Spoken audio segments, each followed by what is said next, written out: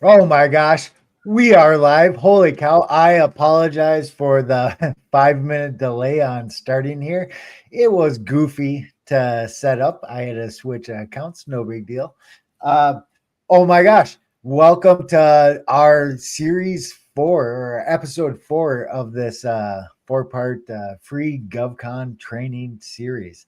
Oh my gosh, my special guest, Randall Wimmer, who won $2 billion in government contracts is yeah it, I'm not sure how to say it, but I've been twisting Randy's arm for a while to provide some of this starting the initial kind of information for free, something we can broadcast, something we can share, like to encourage people. I'm a boxing coach, so I'm biased here, but or this is how I'm perceiving it, encouraging people to get into the ring, right? Just to Yeah, start.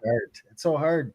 Oh, but that's life in general. It's just like it kind of reminds me getting into the ring is like getting into the arena. If you haven't read or heard Teddy Roosevelt's "Man in the Arena" excerpt, oh man, it is the most powerful piece of prose that any aspiring entrepreneur or any person in reality, but especially for entrepreneurs, can read. And what Teddy Roosevelt does is he describes the guy, who climbs into the arena, gets knocked down, gets up with his face marred with blood and sweat and dirt, and just keeps on getting up.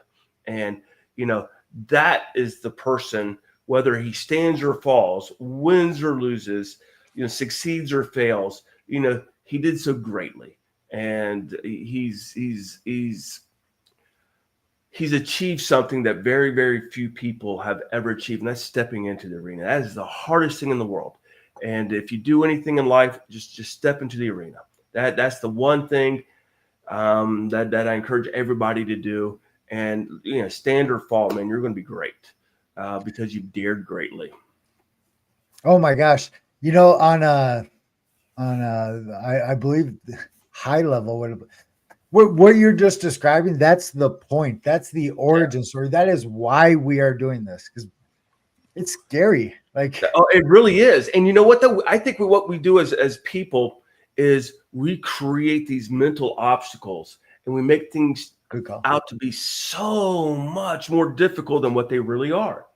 And I I I have this trick that if you bake in failure as part of your success strategy, where you're saying, hey, okay, I'll launch and fail and launch and fail. And nobody, you don't intend to launch and fail, but if you launch and if you do fail, you don't launch, you don't mark it up as a failure. What you do is you mark that up as a learning opportunity. Now I know what I need to know. And that's what happened with me. I tell people that it wasn't until I relaunched my first company that's with two re's in it, relaunch. That's my third attempt at launching my first company, that it took me those tries to get it right. And had I not launched and failed and not relaunched and failed, I never would have had success on the third time. And the third time, trust me when I say this, was the charm. It really was. But I never would have gotten there unless I'd have thrown my hat in the ring, unless I would have stepped into the arena, got knocked down a few times, and got back up. One mistake is infinitely more powerful than 1,000 hours of trying to avoid the mistake. Because if you go in there and you make the mistake, buddy, that is a hard-learned lesson that you will never forget, and you will learn it, and you will overcome it, and you'll never have it again. So, or you can spend thousands of hours trying to, avoid making that mistake, and you'll never get it. You'll never figure out what you need to do because you don't know what you don't know.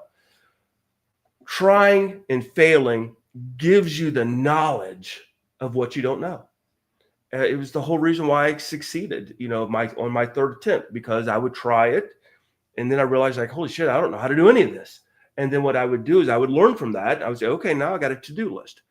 This is my learning to-do list. I got to learn how to do this. I got to learn how to do this. And I went through there, and it was like a checklist.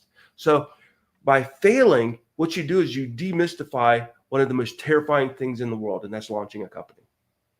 You just got to try, you got to fail, and then you create a checklist from your failure. Oh my gosh, I picture this as fast iteration, and you and I have talked Yeah. about this a few times, and that's SpaceX's. That's the origin to their current success. Now with Elon, nothing political or whatnot, but now Elon in the government doing what he's doing, and we are prescribing to our viewers, to anybody that's willing, able to stand up, and grab this torch and run with it. We're prescribing fast iteration to them, and I'm hoping. Absolutely, absolutely. Can I? Yes, sir. I'm at that age right now, Jonathan. If I don't blurt things out, I forget it. Let it ride. I like it. Yeah. So I have to share this story. It's called failing fast. That's a pretty common business concept right now, to fail fast. But I'd never heard of it before, and I'm at a meeting. I've got my fledgling little company out there, and I am meeting with a partner at Deloitte. I am like ecstatic, like, oh my gosh, if I could land, Deloitte as a partner, if they can see me as a trusted small business, then I am off, then I'm off to the races. Hey, did my camera just die? Yeah. Okay, there we go. Oh, nope, that's not the camera I want. But I do like. It looks good. You like that one, huh? Here, let me just fix that. Fancy. Yeah. So technical difficulties all over the place today, huh? No worries. No worries. Let it ride. Hey, Hey, fast iteration. We're gonna do it anyway. Hey, I like that. I like that, man. We are living it right now, aren't we? Yes, sir. Stop cam, boom. Let's just remove, edit, stop my cam. Okay, well we'll just go with this one right here. And so I'm at Deloitte's corporate office. I'm talking with a partner, and she said something like, "Oh, well, we try to fail fast," and I laughed. I thought it was a joke. Jonathan, I'm not joking. I thought it was literally a joke when she says, "Oh yeah, we go in there and we have a motto of failing or failing fast. That's our mantra." I'm thinking like, really? Like nobody wants to fail fast. And then she was serious, and then she kept on going. And this is what she said. She says, "I want to get in there and I want to create, a solution as quickly as possible and assume it's wrong. And and then that way we immediately start making it better, improving it." And then when I got a little bit older, a little bit wiser, I realized that was a brilliant strategy. Why? Because if you're not allowed to fail, what you're going to do is you're going to make that first attempt a successful attempt. And you're going to be putting lipstick on a lot of pigs. And I do mean a lot of pigs. So because if you can't fail, it won't. And you're going to dress it up as if it's a solution, the best solution, when it's not. So you can't learn from anything that you've done. What a horrible thing, what a horrible philosophy when you can't learn and improve things. If you got to make that first attempt work. And then the second thing, it completely eliminated the stigma of failure. If you're not failing, you're not trying. It really comes down to that. If you're not failing, you're not trying. And so her philosophy was dead on. And I thought, like, wow, that is brilliant what she's saying. So that's the strategy that I recommend everybody implement. You will never, ever, ever get started if you wait until you feel like you know enough to launch a company. Because I've been an entrepreneur for over 2 decades, pushing a quarter of a century. And you know what, though? I'm completely ill-prepared to launch any company, even though I've been doing it for over 2 decades. Because you'll never know enough. You'll never know enough. Even if you did know enough, 2 years ago, things have changed so much now. The markets have changed. You've changed. Everything's changed so much that you no longer know enough. So if I waited until I knew enough, I never would have launched a single company. So you just got to do it. You just got to step into the arena. You got to get some blood, sweat, tears, dirt on your face. And all you got to do is just get up one more time, then you're knocked down, and you will be successful, especially in the federal government contracting industry. Why? Because federal government contracting, once you learn how to play the game, it's a numbers game. It's a numbers game. There's no guessing in federal government contracting. Most entrepreneurs fail because they guess what the market is willing and wanting to buy. There's no guessing in federal government contracting. Why? Because there's something called the budget, which is basically a law that mandates what every government agency is going to buy. And then they break that mandate, that budget, into greater details by releasing requests for proposals that tell you exactly what it is that they want. All you got to do is write a proposal that comes closest to meeting that requirement, and you win. It's like playing pin the tail on the donkey. It's like you write a proposal, that's your tail, and you put your tail in the closest spot to the donkey's ass. And here's the good thing about it. There's about 15,000, donkeys walking around at any given time. There's 15,000, government solicitations in various stages at any given time. You just got to pick the solicitation, the donkey that's closest to you to put your tail on it. It's the best industry in the world, in my opinion. Oh my gosh. I'm thinking never split the difference right now. The Chris Voss, the negotiation. Why do you think people are scared to get into government contracting? And that's measured from all the reasons that you just described. Like, it's logical. It makes sense. It makes a lot of sense. And I'm for calling out the pain points. Like, why now from where you're at, looking backwards, why do you think why does this problem exist in the first place? Right? I'll tell you why. I'll tell you why. And because I've thought a lot about this. When I decided I was going to launch a federal government contracting company, I thought, you know what, I'll just go get an MBA that specializes in federal government contracting. So I looked around. Now, this is way back in 2003. So this is over 2 decades ago, and still nothing has changed. Not a damn thing has changed. I could not find a single top-tier MBA program, or any MBA program, as a matter of fact, that specialized in the world's largest customer, the U.S. federal government. There are no close seconds. There's not a single company or industry or country that comes close to spending what the U.S. federal government does. It's got $1 trillion budgets, but yet there's not a single MBA program that specializes in it.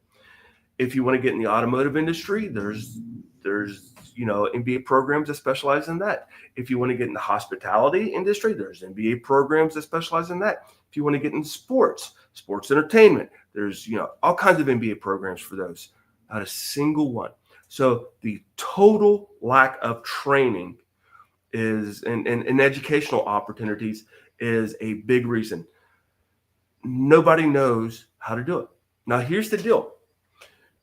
There's only about that much difference between launching a federal government contracting company and launching any other company, about that much. But that little bit of difference right here is actually to your competitive advantage. Why? Because that little bit of extra knowledge that you need to know to be a federal government contracting company owner eliminates 95% of your competitive landscape. What do I mean by that? That means if you're an IT company and you wanted to win that big Walmart, IT enterprise contract, you'd be competing against everybody does that. Palo Alto Networks, IBM, you name it, and you got people, competing for that. Now, if you decide that you want to support, Naval Sea Systems Command, which is just as big as Walmart, that the opportunities, now you've eliminated 95% of the U.S. companies that choose not to pursue federal government contracts. Think about that.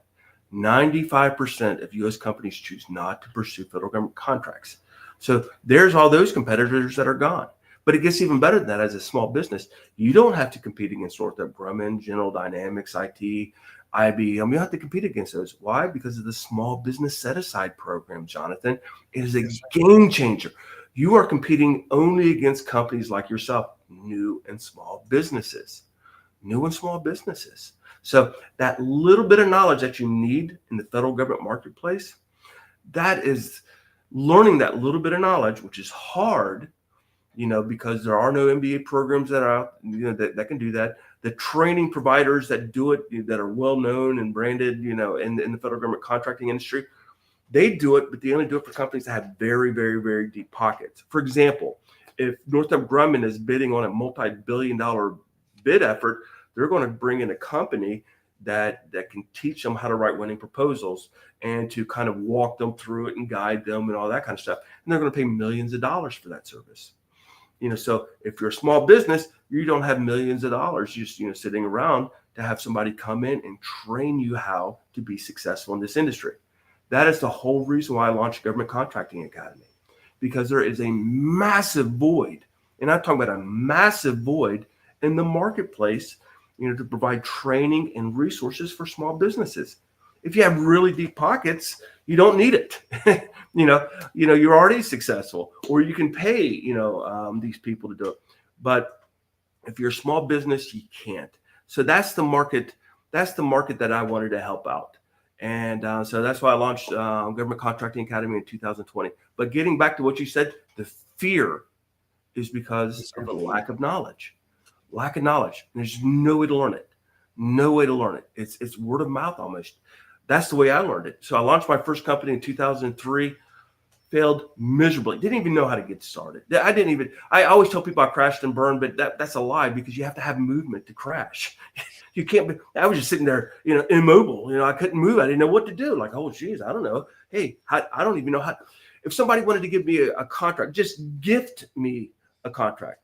If the subcontracting fairy came up to me, hit me with a wand and says, Randy, we want to give your company a subcontract. What are your rates?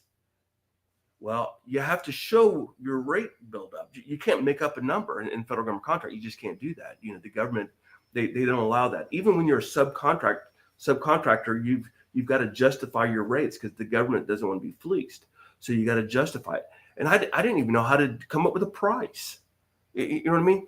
And a mentor of mine, he called me out, because I said, hey, I'm launching this company. I've got this company on the side. And he says, well, Randy, if I wanted to give you a contract, could you even take it?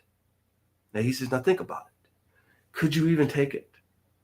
And I thought about it. I thought, God, I don't even know how to take a contract. I couldn't even take a gift.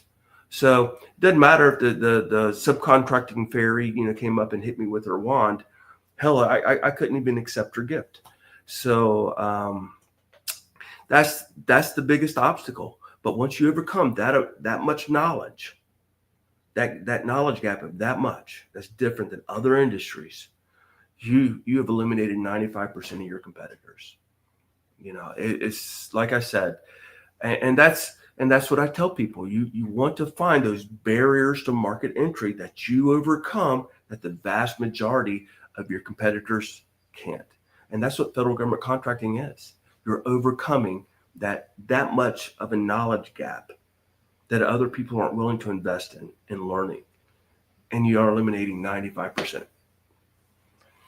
Oh my gosh, that's I'm skewed towards this perception, human psychology kind of stuff, but that speaks to one of those variables, reframing the complication, the complexities from being bad too much to be a good thing because it's too much. It's filtering out the vast majority. Or I'm trying to regurgitate something. No. Yeah, but it's not too hard. It's just different. And people don't know where to find how to learn. They don't know how to learn that tiny little bit of additional information that they need. And I didn't know how to do it. That's why it took me 8 years to figure out that much knowledge that year. And I had to do it, the hard way. I did it by, finding jobs where I felt like I could learn that information, and I got it through on-the-job training. And that was it. That much knowledge kept me from being successful for 8 years. Now, once I learned it,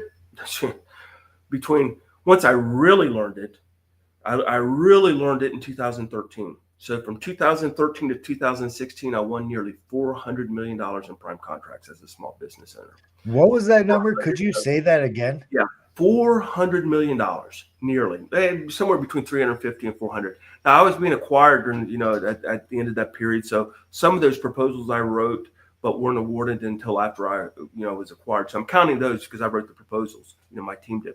So, it was once you learn how to play the game, really learn how to play the game, it truly becomes a level of effort gig. It really does. If you put the effort into it, your probability of success is staggering. For example, my very first prime contract that I won, it was worth $15 million, made me a multimillionaire. I had about a 30% profit margin off of that. So I pocketed about $5 million in profit off of it. And my probability of winning it, 1 in 7. 1 in 7. So it's the best industry in the world. You just got to overcome the fear and you got to be willing to learn about this much new information. And then once you do that, then it becomes a numbers game. If you put the numbers into it, you're going to win. So it's like buying a lottery ticket, and this is what your lottery ticket costs. Your lottery ticket doesn't cost that much money; it costs effort.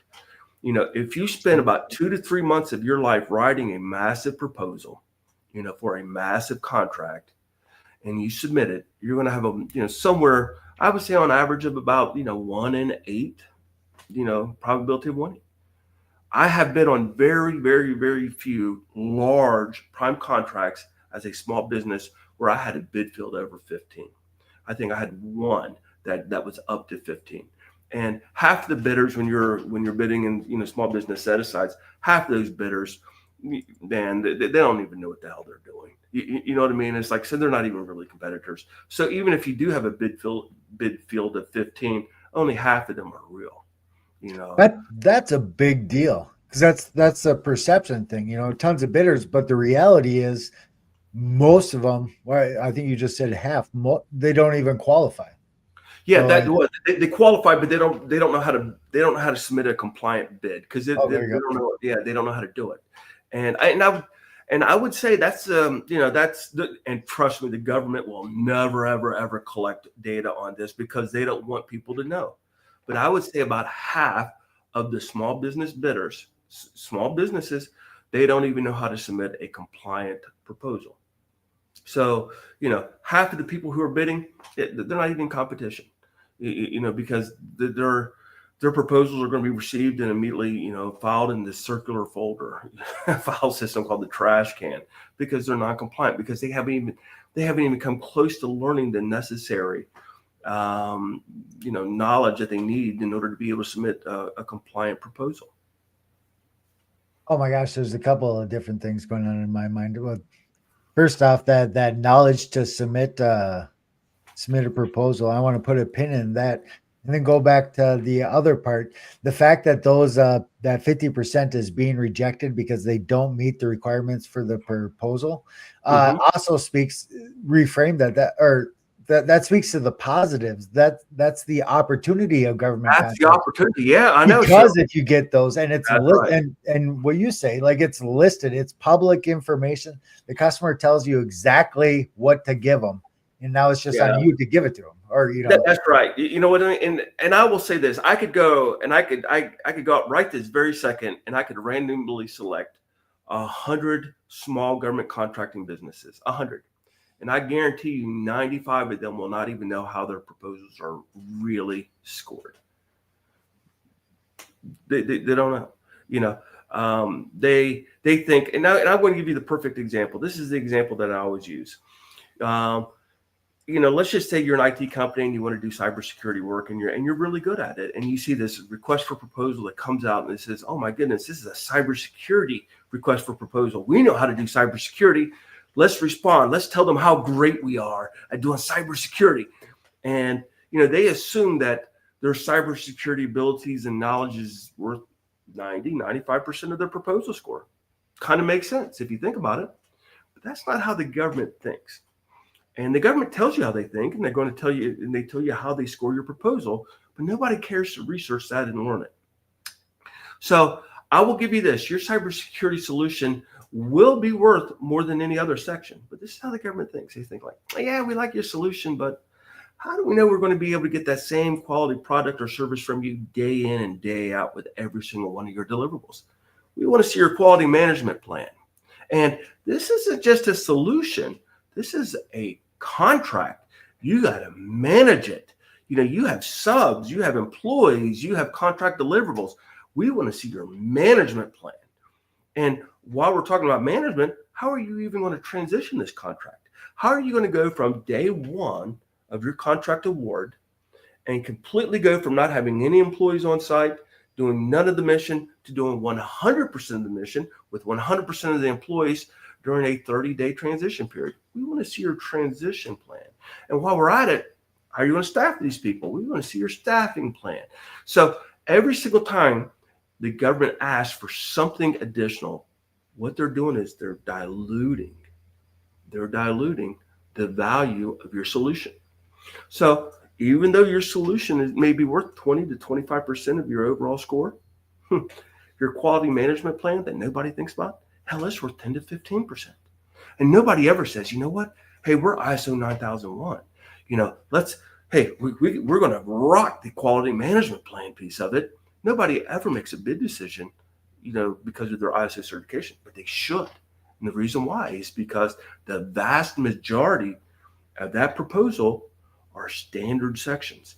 And if you get corporate credentials like ISO 9001 Quality Management System, which is a management system which helps you write your management plan, you got ISO 27001 Information Security that's going to knock out your information security plan. You've got risk management, which is literally half of your proposal score. Nobody knows that. But guess what? There's ISO 31000 risk management system certification out there. So you have all these different corporate credentials that nail about 70% of your proposal. So, that maxes out, proof points out the wazoo. Because, you've got your competitors going out there when they're writing their management plan or their risk management plan, they say, we're really, really, really, really, really good at, managing risks. Well, hey, that's pretty good. There's 4 or 5 reallys in there. We're probably going to come up with 7 or 8 reallys. Come on, that's not how it works. You got to have proof points. Prove to me that you're good at risk management. Well, then you say, we have been audited by an accredited third party and been found fully compliant with the globally accepted ISO 31000 risk management best practices. Like, that's irrefutable. You've got the leading organization in the world, ISO and the ISO standards, the globally accepted best practices, and you've been audited and found by an accredited body and found compliant with them. That you don't get, you don't get any better proof points than that. So everything that you say is a proof point. It lowers your risk. Like, hey, wow, they're believable. They got these credentials. So you can go out there and get corporate credentials that will just knock the ball out of the park for 70% of your proposal. And then you know what you do? You go to these big partners like Deloitte, like Northrop Grumman, like General Dynamics IT, and you go to them and say, hey, like, look, we're crushing on our 70%. We got these corporate credentials, we got this, we got that, we got proof points out the wazoo. We're rock solid. This is a slam dunk, especially if we bring you on board to help us with the solution, because that's what they want to do. These big companies, you're the prime contractor on these small business set-aside bids. They can't write the management section. They can't write the quality management section because that's on you. You're the prime. You're the one who's taking care of all of that. You're the one who's responsible for implementing and enforcing it. So what they can do is the stuff that they want to do, the solution piece of it. Why? Because there's higher rates associated with doing the solution. They're going to have maybe the more senior cybersecurity people or something like that. So they'll make higher rates with fewer people. And they've got these solutions that are on the shelf with past performances that back it up to prove that they could implement it. So you're using their past performances as part of your proposal. So that, people always ask me, say, Randy, what's the secret sauce? Because like I said, I've won a few bucks in this industry, and that's the secret sauce. I just gave it to you. You go out there as a small business, you swing big because that's how you make money. Nobody, I've yet to meet a wealthy small business owner who did it by winning onesies and twosies, little things. You got to grow by a step function. You got to win a $20 million contract. You got to win a $15 million. You got to win a $40 million because that's where the money is. So you bid big. You get corporate credentials to crush what I call the standard sections of a proposal, which is roughly 50 to 70% of every single proposal, standard section. And corporate credentials give you that ability to connect the dots to show all the value and proof points that you need in order to really max out your score there. And then what you do is you partner really well. And you partner really well. You have someone like a Northrop Grumman come in and they're writing your solution. You're using their past performances. They're helping you recruit people. And it's the winning recipe. That's it. And, I summarized it in about 2 minutes. I would like to. Well, you and I have been talking for 3 years, right? So I already have my mind already has momentum going in this direction. But I'd like to.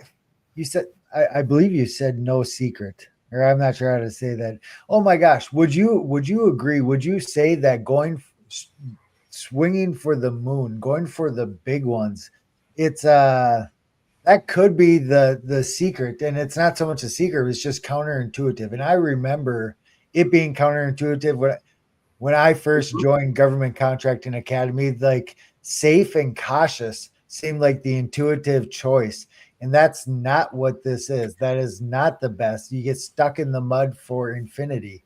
Well, yeah, I learned that lesson the hard way. I was I was a disabled veteran, so my company was a service disabled veteran owned small business, and I thought to myself, hey, the Veteran Administration, they really hook up their SDVOSBs.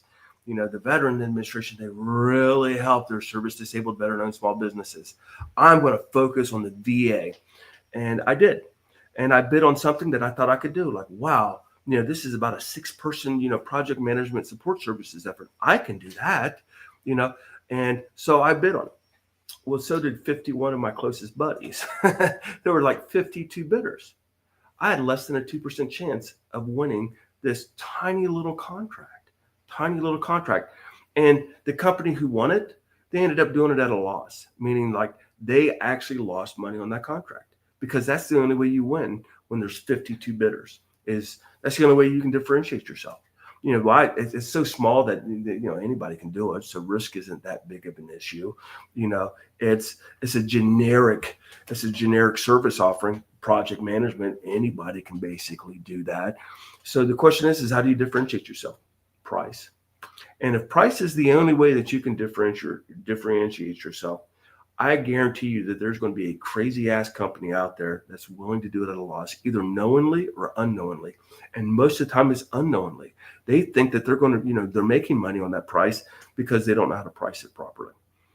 So they're ignorantly underpricing what it will really cost them to do it. And they end up losing money on it. So in my opinion, you're talking about counterintuitive. The VA is probably the worst agency for service disabled veteran-owned small businesses, because I would suspect that most of the service disabled veteran-owned small businesses who are on contract are either doing it at cost or not making any money, or or losing money. So that's talking about. So let's continue on with the counterintuitive piece of this thing. So Yes, you sir. either can have a 1 in 52 chance of winning something that's not going to make you any money at all, or you can have something like a 1 in 5, a 1 in 6, a 1 in 7 chance, maybe a 1 in 10 chance of becoming a multimillionaire off of that single award. So you can't win enough contracts, these tiny little ones, making this much profit, to become wealthy. I liken it to you can either sell lemonade at a lemonade stand. If you want to do that, you're going to be able to buy a bicycle at the end of the summer, or you can sell lemonade franchises. That's the only way you're going to make money, real money, accumulate wealth off of lemonade. You can't do it. You can't sell 50-cent cups of lemonade. And that's what small businesses do. They go after these tiny little prime contracts. It's like selling a 50-cent cup of lemonade. You got to step up and you say, I need to launch a lemonade franchise. That's the only way you're gonna make real money. And your competition is so much less.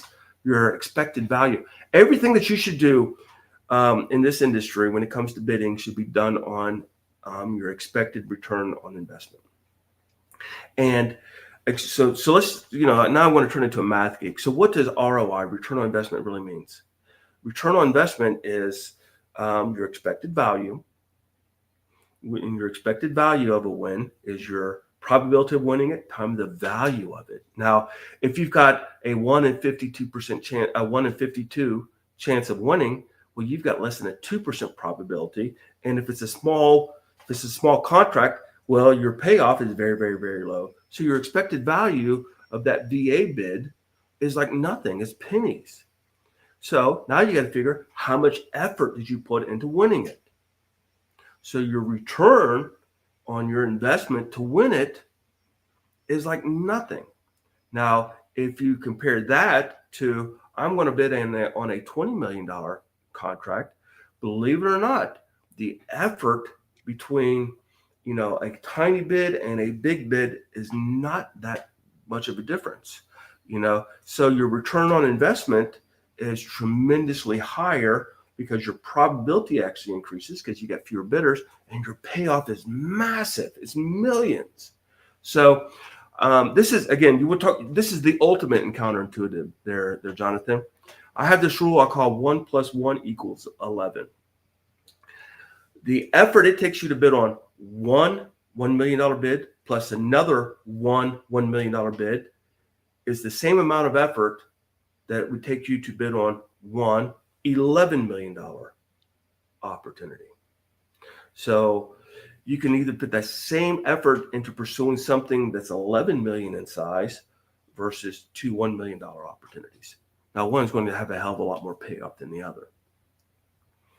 So that's the ultimate and counterintuitive, but that's the reality. Oh my gosh. I was active listening, but in the process there, I had 10 You were good topics. daydreaming. Hey, come on, let's be honest with yourself. You drifted off. Hell, I heard you snoring. You know what? I'm going to step out of the host seat and step into the chief marketing officer, or whatever we called it, seat.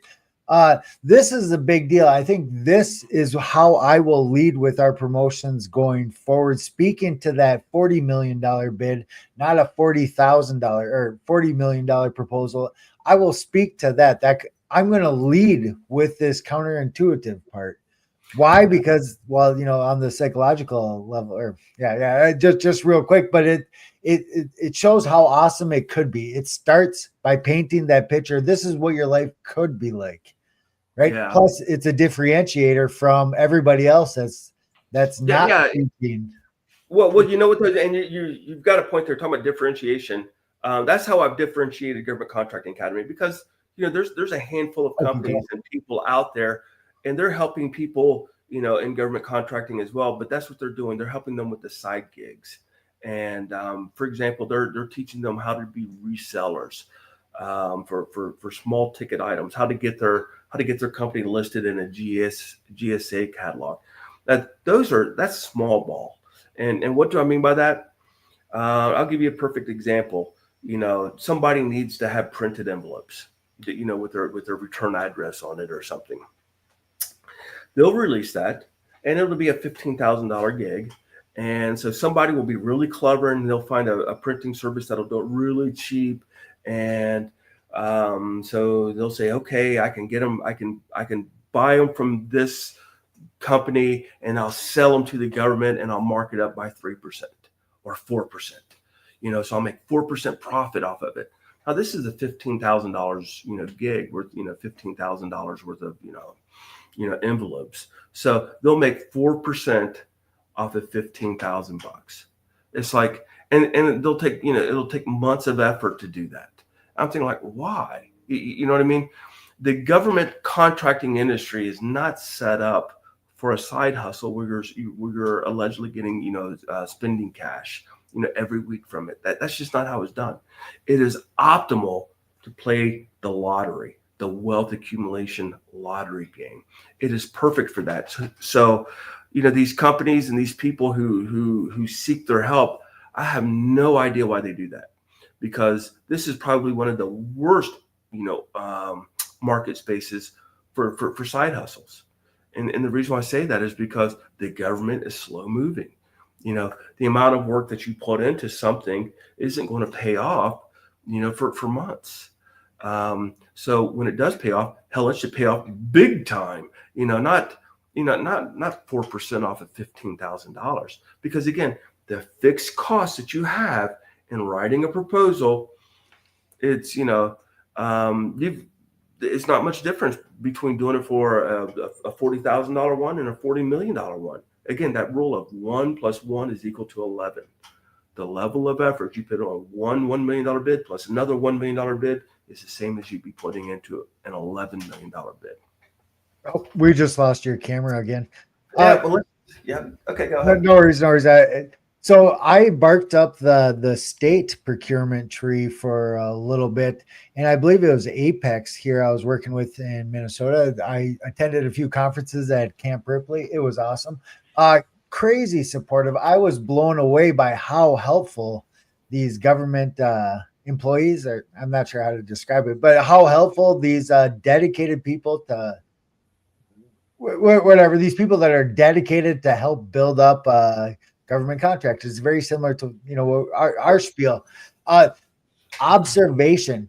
This Mhm. $40 million point, this swinging big point, did not come up. Like these super crazy helpful people, I have nothing but good things to say about them.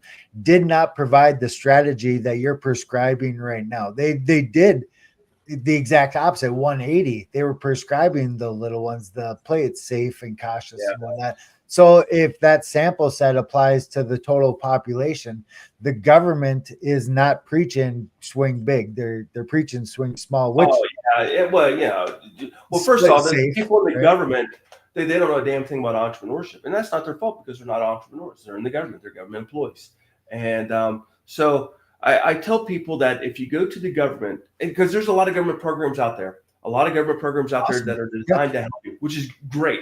You Yep. should feel giddy that there's small business liaison offices for every single major Holy organization out cow. there that Yes, helps sir. small businesses. You should feel giddy about that. However, you also got to be knowledgeable and aware about what perspective that they're trying to help you from. You are talking about somebody who's with a government's perspective, and they're looking out for what's best for the government, not always what's best for you. Think about that. That's why they want these small businesses to go after these tiny little ones, because they don't want a tiny business to go after a big contract where the government has risk. Think about that. If you're a small business, small businesses are inherently risky. I'll be the first to admit that. My very first prime contract, I was about 15, 20 minutes away of not being able to pay my people. I was about that close to not being able to make payroll one time, because the government was very slow in paying me my invoices, my submitted invoices, and it's my fault. I didn't grease the skids. I didn't make sure that everything was set up. Talking about a hard learned lesson. I learned that lesson a very hard way, because I joke about this. God, I remember it like it was yesterday, Jonathan. I Trauma. was literally in a fetal position behind my desk, whimpering when I got the phone call that the money had arrived. You, Oh my you know God. what I mean? It's like, oh my God, I'm going to make payroll. Like, whew. So that's how close I came. That's how, because if you can't pay your people, everything starts to crumble at that point. Yeah. So, but there's risk, and hey, I thought I was doing everything right, and I thought I was low risk, but in fact, I'm a small business. I don't have the resources that a Northrop Grumman does.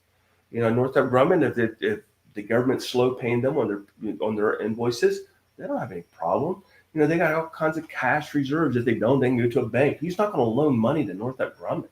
You know what I mean? To get through a payroll cycle. Now, not too many people are going to loan money to Randall Wimmer, who hasn't shown any income yet, but seems to be hemorrhaging cash every 15 days, something called payroll. They're like, man, like we're not going to give you any money. You just seem to be like bleeding, hemorrhaging cash, but not ever making any. It's like, so we are risky. So the government, they're not going to intentionally say, hey, we want you small business to go out there and bid on that $20 million contract. But as an entrepreneur, that's exactly what I'm going to tell you to do, because you won't be able to pay your bills unless, by going after those $15,000, $20,000, efforts. That may be the best thing for the government, but it's not the best thing for you right now, because that's unsustainable. You can't feed your family on, pursuing and winning those kind of bid opportunities. So I'm going to tell you to swing big. Because here's the other thing. What if you don't win the contract? What if you don't win? You just learned something, Yes, because you're sir. gonna request a debrief, and you're gonna ask why you didn't win, and they're gonna tell you why you didn't win, and now you're gonna take that knowledge of why you didn't win, and you're gonna improve those parts of your proposal for your next bid, and you bid again. And what happens if you don't win? Nothing. Nothing. You go in there and you get another debrief, and you get some more information, and then your next proposal is even better. This is not like baseball where you got three strikes and you're out. if you do this, if you pursue government contracting the way I propose that you do it, that means you keep your day job, you keep the you keep a paycheck coming in so you can take care of your family, and you just literally bleed through the eyes launching your company on your time at night for your family. Work 8 hours a day for your company, for the company that's hired you. You got to do that, and that's the right thing to do. But for the rest of the day, you know, you bleed through the eyes working around the clock for your family and your family's future. And you launch a company, and those bid and proposal efforts that you do. You know what they cost you? Oh, I don't know, maybe $100, $200 for binders. That's it. You know what I mean? Binders and printer paper. That's it. That's what it costs you from a financial standpoint to bid on a contract. I always refer, like I said, I've won over 350, nearly $400 million in small business set asides, and I always refer back to that first one because that was the first one that got the snowball going. And I had to go out. I had to buy 8 1.5-inch binders, 8, because they wanted one original and 7 copies of it. And then I could have shipped it to them, but the shipping cost was more than the gas, So I drove my car down, and this was about an hour and a half away from where I lived, maybe 2 hours away.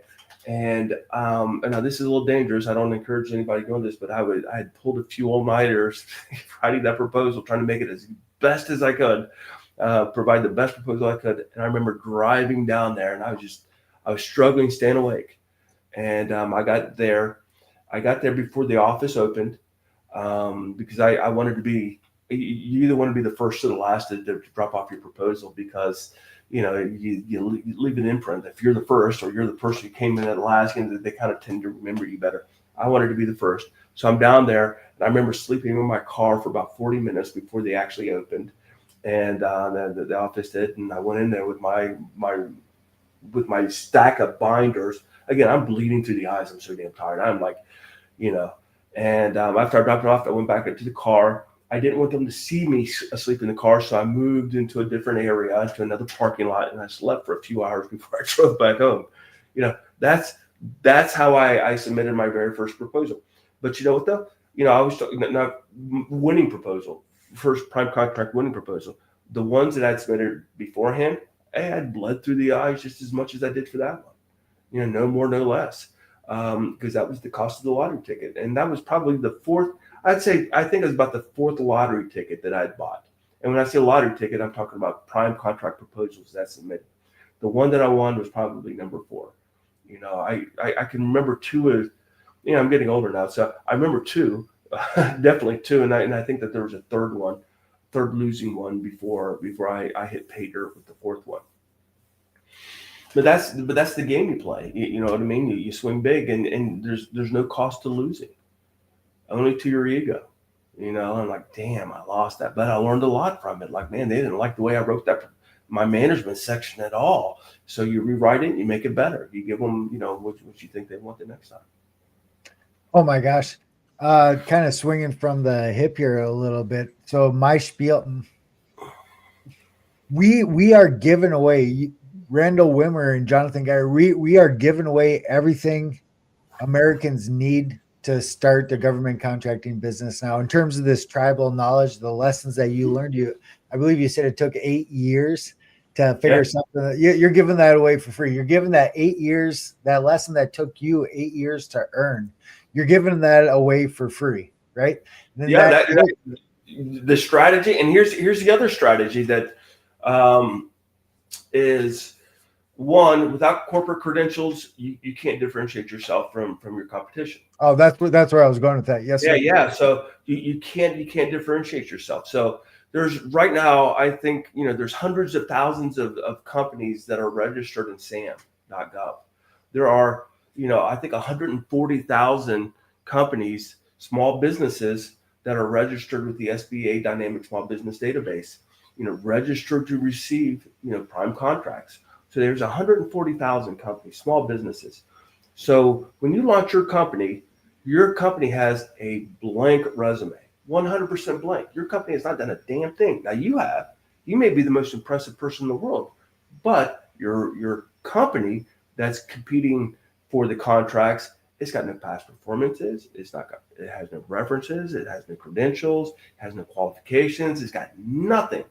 So I tell people that if you look at the government's low financial, barrier to entry, because all it takes is basically a business license and a printer and binders if they want hard copies. Nowadays they seem to mostly want them uploaded digitally, so it doesn't even cost you that. So the cost to bid on these $1 million contracts is trivial. We're talking about $100. Let's say $100. It's trivial. What you should be doing is you should be thinking of it as like, oh wow, I'm going to take something that's going to cost me $100. I'm going to become a decamillionaire from it.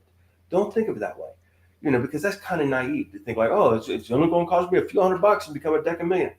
That's, like I said, that's a naive way to think of it, that they're going to give you a contract when your company has nothing going on for it. What you should be thinking about is because this industry is so inexpensive to get started on, I should be taking some of that money that I would be investing in to get started in other industries to give myself an advantage over 99% of my competitors. And that's with ISO certification. Less than 1% of US companies have a single ISO credential. If you have two, you're in the top 0.1%. So with this corporate credentials, that screams of corporate maturity. Your company, is extremely mature if you have these ISO credentials. They're like college degrees for your company. So now that you've got this great news story, that you've got these corporate credentials, there's another thing that you can do to differentiate your company. First off, when you're trying to get market penetration, the best way to do that is through subcontracting. You got to convince a big business to bring you on their bid team when they're bidding, because if you help them bid and they win, then that bid teaming agreement becomes a subcontract. So why are they even talking to you? Well, because of the small business set aside program. They are required on these large bids to subcontract 29.43% of the value of that contract to small businesses. And they break down that 29.43% into various, the various specific set of sides, like women-owned small businesses, minority-owned, service-disabled, veteran-owned small businesses, and hub zones. So they break it down even further. Now, they're supposed to find qualified companies in each one of these categories and give a big chunk of it too. Now, here's the reality. This is the trick. Go to the SBA and look up all the Small Business Administration scorecards for each federal government agency, and they will tell you how well that they did meeting their goals. About half of them fail to meet their small business set-aside goals for subcontracting. What does that mean? They can't find enough of specific types of set-asides to give the full earmark to. They are literally leaving billions of dollars in small business subcontracting earmarks on the table because these bidders can't find enough qualified, low risk. When I say qualified, translate that to mean low risk, set aside companies. So, for example, this is what I see all the time, and I'll talk fast since I know we're kind of pressing up against our time, but this is a valuable point. A lot of these service-disabled, veteran-owned small businesses, these are from veterans who are coming from the military, and they were at the pointy end of the spear. They were doing something very operational, very specific, very, very military-centric. And what do they want to do? Well, they want to continue doing what they feel like they know how to do. And they do that. Well, just like everybody else who's leaving the military does. And they're fishing off the pier. And when I say fishing off the pier, if you've ever gone to a fishing pier, there's hundreds of people on the pier. They're each trying to get to the edge so they can drop their line over. So you can either fish with 100 of your closest friends and try to get that one fish that's down there to bite your hook rather than the other 100. Or what you can do is you can go to a fishing hole where there's nobody. And that's what I recommend. So why do you want to do something if you're a service disabled vet? coming out of the military. Why do you want to fish off the same pier as all the other service disabled vets, in DOD, when you could move over to HHS, Health and Human Services? They aren't even close to making their small business set aside goals for SDVOSBs. Not even close. So why do you want to compete with a gazillion SDVOSBs when you go over there, they can't find enough of them? So now that you are a set aside category, like an SDVOSB, here's the other thing. If you're not a service disabled vet, if you're not a woman, or if you're not a minority, don't break out in a cold sweat, because you can always become a hub zone, historically underutilized business zone. And that's another topic for another time, but it's very doable. And that's the best one, because there's fewer hub zones than the other types of companies. So become a hub zone, get these corporate credentials, and then target agencies that can't meet their small business set aside goals for hub zones. They can't find enough of them. So not only are you something that they can't find enough of, you've got these ISO certifications that put you in the top 1 or top 0.1 percentile of that group. There's the secret sauce. I wish I could make it sound more complicated, more complex, where it would make me seem smarter, but it literally is that simple. It literally is that simple. So once you've got that sexy story, hey, I'm a type of company that you need because of the small business set aside program. I've got these corporate credentials, that prove that I'm a low risk one of these companies, and I'm targeting, agencies where they can't find enough of me. Then what you have to do is you got to do something I call massive outreach. You've got to let God and country know about you, because you're a good news story for a lot of people. You got to get it out there. Prince Charming is not going to come knocking on your door to see if that glass slipper fits you. You got to go out there and you got to say, hey, I lost a glass slipper last night. You got to promote that. You got to send out, mass emails saying that. And there's ways to do that. I can teach you how to put that good news story about your company in front of tens of thousands of business development executives. It's not hard to do, and that's the story that you got to tell, but you got to tell it tens of thousands of times. Why? Because not everybody's going to need you right then and there. And, you got to play the numbers game. So I get, a lot of people join Government Contracting Academy and they get flustered and say, hey, Randy, I did every single thing that you said and it's still not paying off for me. Why? And I'm thinking well, how many people did you reach out to last week? 3. I'm thinking okay, by the time you get to about 23,000 and you don't have contracts and subcontracts and teaming agreements coming, then come talk to me. Until you hit that 23,000, don't even talk to me.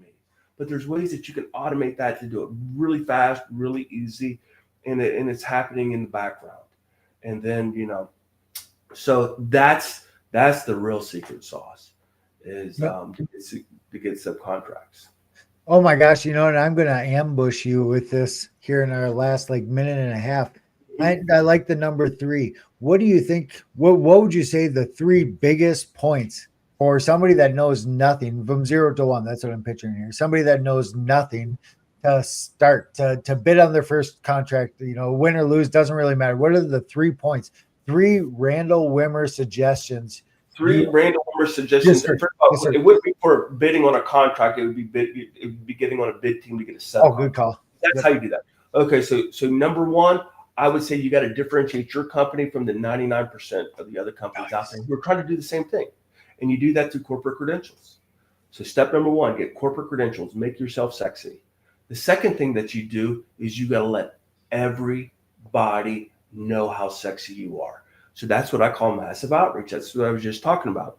There's ways that you can get on LinkedIn, Sales Navigator.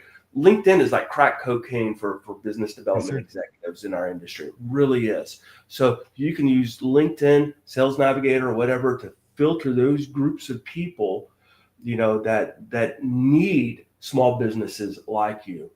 As a normal person, as a common man, I could use that, right? Oh, absolutely.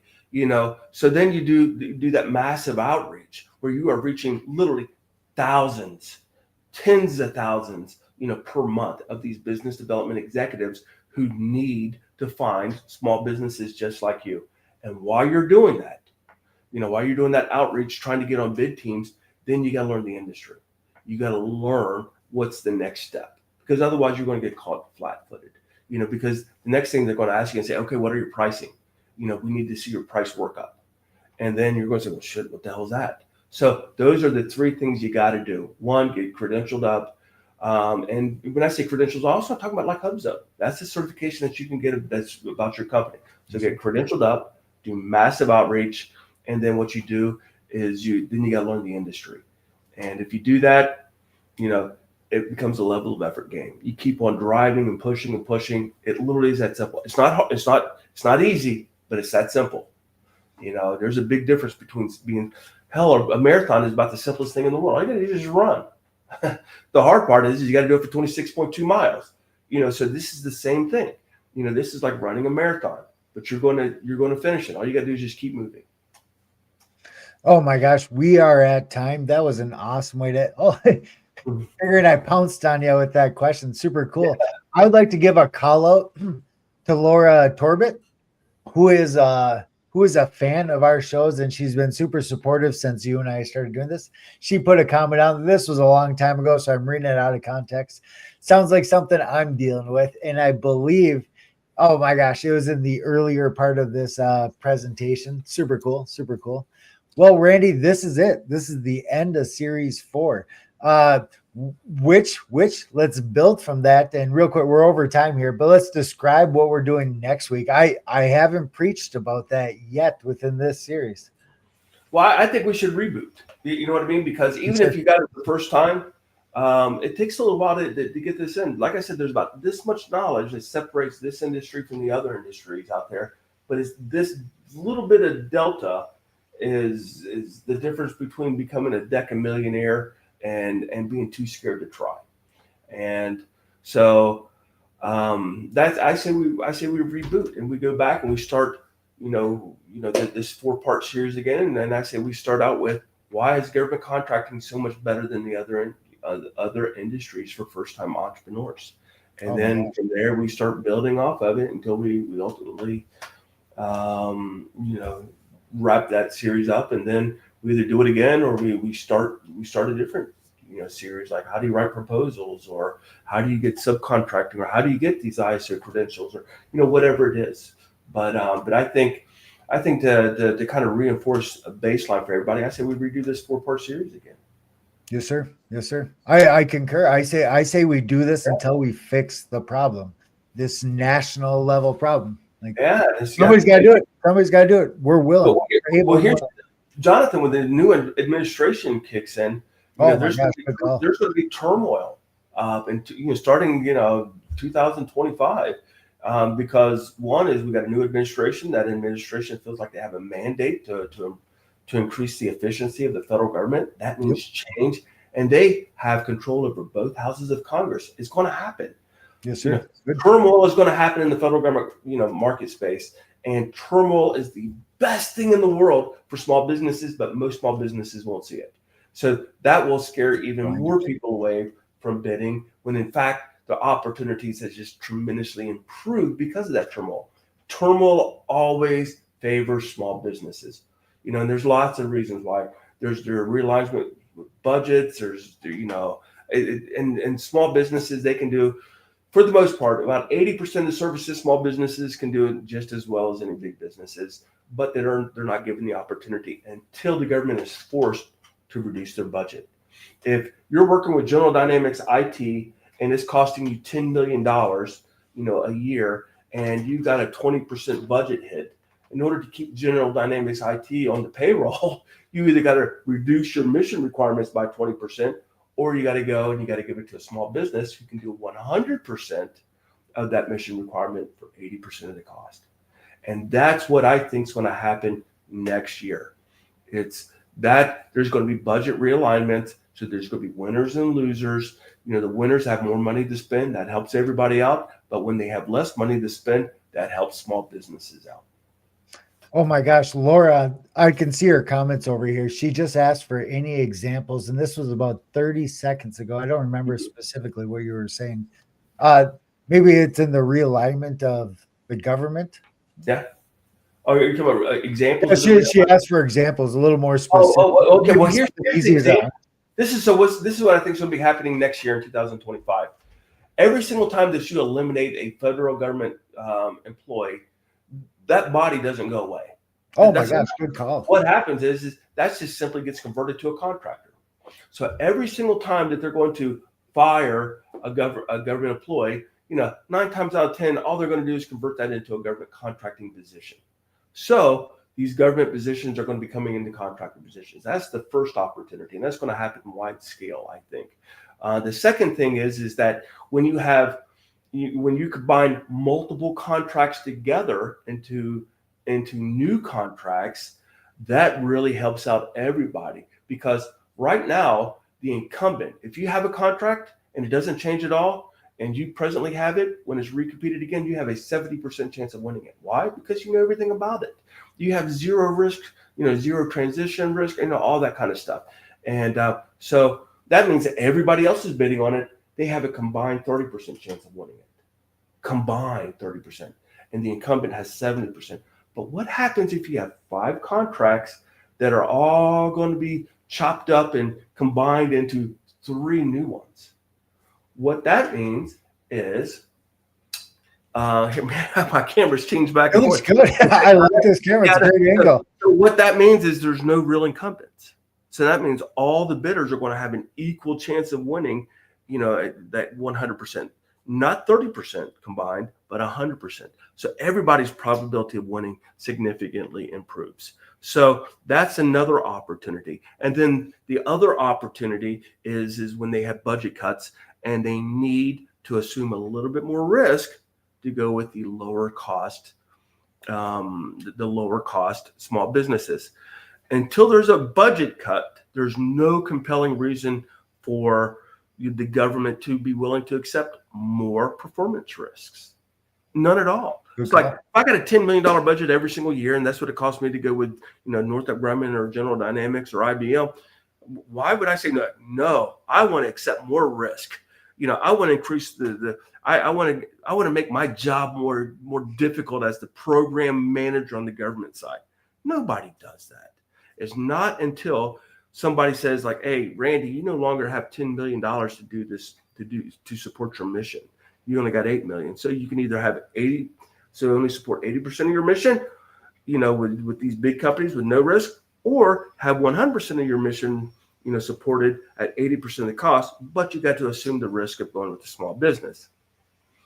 Until they're faced with something like that, there's no reason at all that the government is going to consider changing a big company contract and making it a small business set aside. Oh my gosh. Oh, Laura said, thank you for that answer. Exclamation point. We are well over time. Yeah. We made up for starting late. Oh my gosh, this was awesome. I'm declaring this our best episode of the series. No, I like that. With all the camera switching. I like. Oh yeah, that's intentional. I have no idea. It just keeps on switching. I'm sure there's going to be a camera view from the rear here in a minute. Somehow. Oh my gosh. Well, this was awesome, Randy. Much appreciated, and I will. I'll package up our next series. Okay, sounds good. See you then. Sir. Yes, sir. Thank you. I didn't